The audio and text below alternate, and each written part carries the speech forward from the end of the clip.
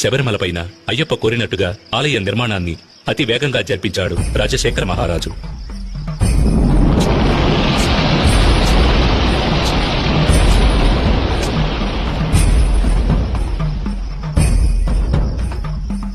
ఆ ఆలయంలో జీవిత తత్వాలను వివరించే విధంగా 18 మెట్లను కూడా ఏర్పరిచాడు.